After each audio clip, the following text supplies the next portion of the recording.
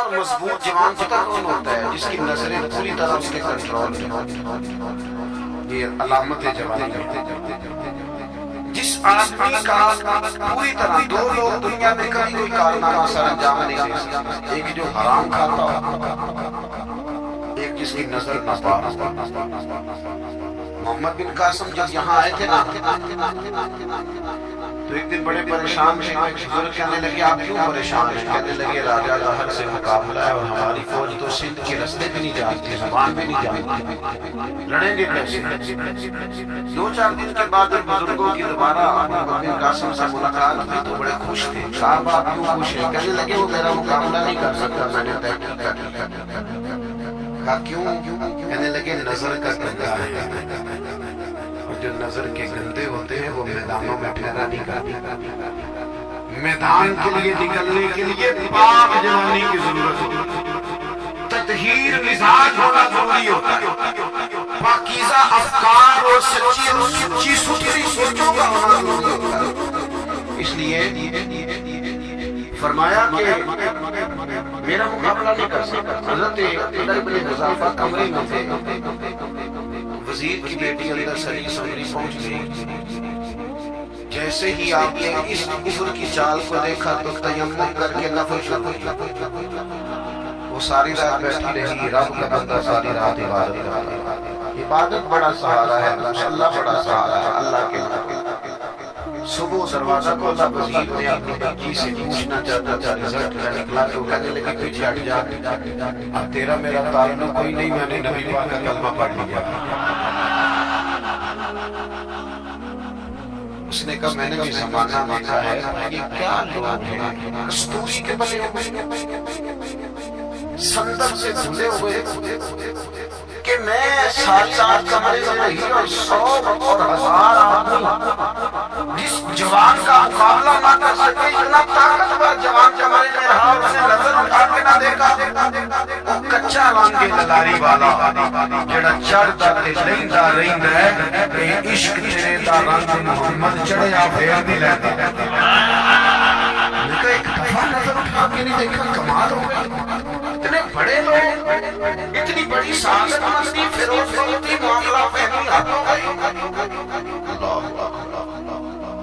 دوستو بادشاہ جب پوری طرح ہار گیا نا، اس نے کہا مارا،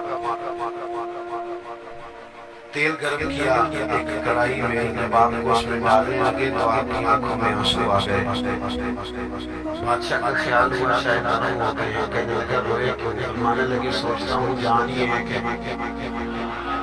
کتنا مزہ ہے اس کی راہ میں جان دینے، کتنی لذت ہے اس کے نام پر مرنے، کتنا لطف جب تو چڑھیا ہوتے ڈال بھی نہیں، یہ تو بکیا عشق بازار بھی نہیں، ایڈا سستا سودا پیار بھی نہیں، ایڈا سستا لبدا یار بھی نہیں، کئی جنگل گانے پیندے نہیں، کئی دوزخ لنگنے پیندے نہیں، جو اس غسلوں بھی مل جاوے ایڈو سستا اور ببار بھی نہیں، تے کچھ سمجھنا آوے لوگاں کو قادے نال شہید کرے، یار دے ہاتھ تلوار بھی نہیں پر انہا خالی جانا بار بھی نہیں۔ کہنے لگے ایک جان ہے، دل کرتا ہے ہزاروں ہوتی ہوں، ایک ایک کر کے محبوب کے نام کے قربان کرتا کہ میرے پاس ہے یہ، کروں کیا؟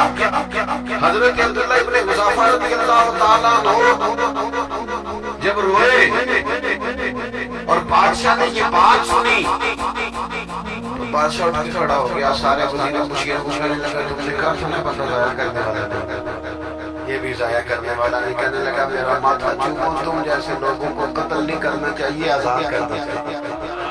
عزیز اپنی زندگی سے یہ بہت زیادہ حیرت، حوث، طمع اور یہ کسی بات کی بھی ہوئی، صرف پیسوں کی نہیں ہوتی، شہرت کی بھی ہوتی،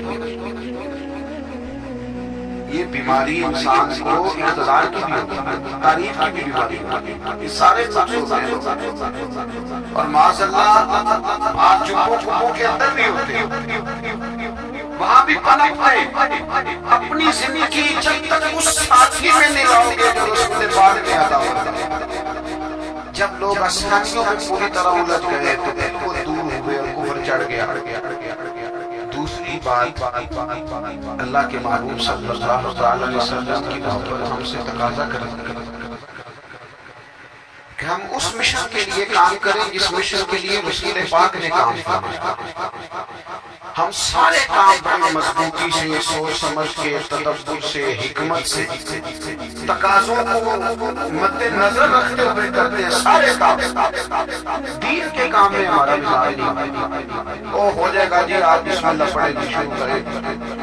آپ تقاضوں کو سمجھیں، چیزوں کو دبائیں نہیں، چیزوں پر غور کریں۔ کسی کی ذہن کی سطح پر سوال ابھرتا ہے، اس کا تسلی بخش جواب دیں۔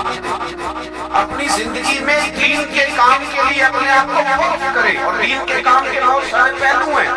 ہزاروں لوگوں کو قرآن پاک کی پڑھنا نہیں آتا، ہزار لوگ ہیں جو قرآن مجید کے مطالب سے آگاہ نہیں ہیں۔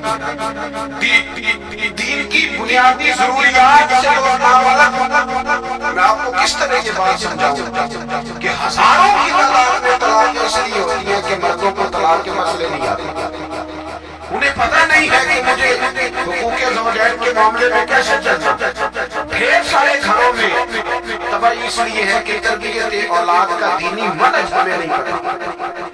اپنا حصہ ملا ہے دین کے کام میں، ایک آدمی کو نمازی کرنے میں کامیاب ہو گیا، میری زندگی بدل گئی۔ وہ دین بیزار لوگ جو ہمارے بیچ بیٹھ کے ہماری نوجوان نسل کو پگڑی اور داڑھی کا نام لے کے بنیادی طور پر دین سے دور کرتے ہیں، ایسے نوجوانوں کو دین کا پیغام محبت دے کر دین کے قریب کرنا ہماری ڈیوٹیوں کا حصہ ہے۔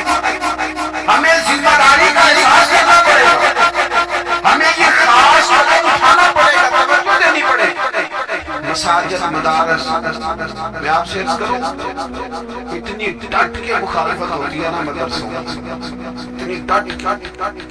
میں ادارہ چلاتا ہوں، اس کے چلانے میں جو مشکلات ہیں وہ تو ہم بتا نہیں سکتے آپ، اس لیے کہ میری قوم، میرا اس قوم سے تعلق ہے جو نعت خواں امیر کرنا چاہتی ہے، مدرسے نقیب خطیب پیدا کرنا چاہتی ہے، شعر و شاعری کی زندگی کو پروان چڑھانا چاہتی ہے۔ فقط ہمارا ان لوگوں سے تعلق ہے جو لاکھوں کروڑوں روپیہ محافل پہ لگائیں گے، اور قاری صاحب بیچارے اگر مسجد کا کوئی ہونے والا کام کسی وقت بتا دیں گے تو بڑی مشکل آ جائے گی۔ یہ کیسے ہو سکتا ہے؟ آپ نے یہ ڈیوٹی بتا دی۔ مدارس اور جتنا اہم رول دین کو پھیلانے میں مدارس اسلامیہ اتنی زبردست، لوگوں کا خیال ہوتا ہے میری طرح کے لوگ شاید کام کرتے، ڈیوٹی کرتے، 10-15 چار لوگ آپ کو نظر آتے ہیں جو آپ کو کہیں میڈیا پر یا ادھر ادھر ڈیوٹی کرتے ہیں۔ مخلص لوگ اپنی جگہ پہ وہ بھی بڑا ہی کام کر رہے ہیں، جو میڈیا پہ آ کے بھی اخلاص سے اور درد دل سے ان کی بھی کسی بات کی حوصلہ شکنی نہیں، لیکن ہزار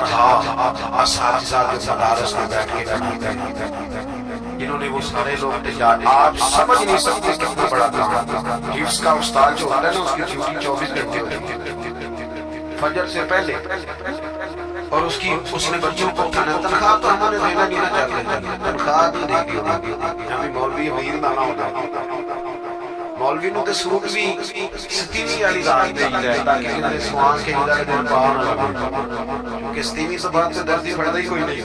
حضرت ہے اس وقت تو نہیں نہ لیتا، وہ چاہتے ہیں مولوی ہماری طرح کا سوٹ نہ پہن۔ مدارس کی مضبوطی آپ یہ دیکھ رہے ہیں، صلاح الدین ایوبی کا تعلق بڑا کس چیز سے؟